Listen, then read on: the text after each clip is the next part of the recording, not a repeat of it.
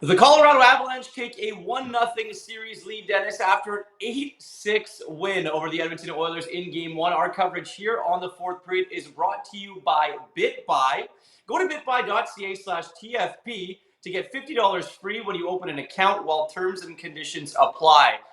14 goals and 4 goalies in this hockey game, Dennis. Your initial thoughts of Game 1? The over got obliterated, right? I think, 4 minutes into the second period. It was a beautiful mess, Irf. You want defensive goaltending, not this game. Maybe tomorrow night at the Garden, not this game. Look, I'm not sure what's going on with Colorado. They are not a shutdown team.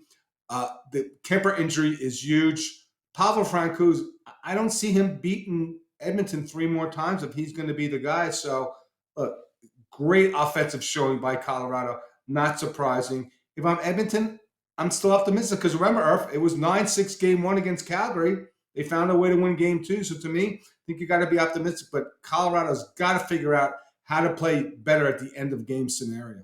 Well, that's just it. And I mean, you have the Colorado Avalanche had a big lead in this game a couple of times, and they just kept letting the Edmonton Oilers come back and come back and come back.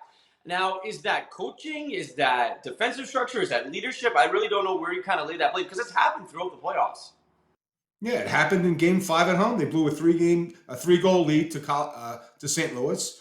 It almost happened in Game 6 again. This team takes its foot off the gas, and they can't find their way back in to solidify their lead. To me, there are issues with this team. I mean, they may win winning the Stanley Cup, but this is a series.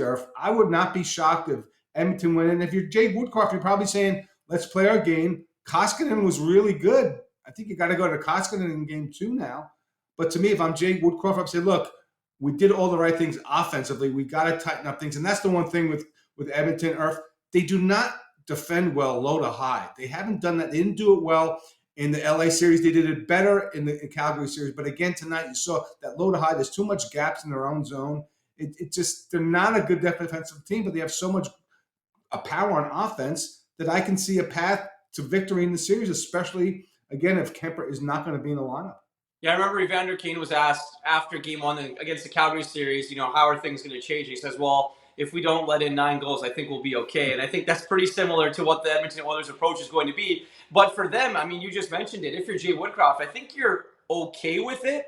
I know you didn't win Game 1, but your team showed its ability to be resilient again and come back when down. Yeah, they didn't quit on the game. Yeah. And I think they knew if they watched any video of the Colorado-St. Louis series, that Colorado was going to let them back in the game. So to me, it was a really good effort by this team. If they get a split and go back to Edmonton, that's a win for them. So again, they, like you said, like Evander Kane said, they got to be better defensively, but they're going to get opportunities and they're going to score goals.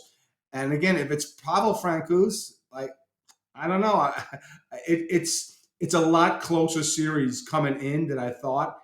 And depending on who the goaltender is, so Colorado could even be closer now. Well, it's funny because we talked about the goaltending in our pregame and said that who do we trust more? And now you're kind of getting into that situation because we really don't know the status of Darcy Kuemper. Yeah, and Mike Smith, him and his .927 save percentage went by the boards early. He was not good. And so Jay Woodcroft has a decision to make. Now, did the goalie play better, Koskinen, when it was 7-3 and there wasn't any pressure on him? Possibly, because you're going to have good goaltending from the start. You can't fall behind. You can't give up 3 goals. And the offside goal, whatever it is, who cares? I mean, you got to bounce back from bad breaks. If you don't think that was a goal, fine, that's great. That was the end of the first period. And if it was that close, maybe the Edmonton Oilers should have challenged to give them a power play to open up the second period, and it's 4-2 instead. So to me, I just think at this point, a lot tighter defense. And it happened. That's the one thing with Edmonton. They did play better defense. They did get better goaltending in the Calgary series. Now, granted, Colorado's a different animal, so they're going to have to be a lot better. But to me, I think this is a wide-open series right now. Yeah, the Flames didn't want to run and gun with the Oilers. Now, I'm not entirely sure if the Oilers want to play that run and gun game for 7 games with the Colorado Avalanche. Again, DB, thank you very much for this. Fans in Denver definitely got their money's worth in Game 1 after the Colorado Avalanche took Game 1 by a score of 8-6.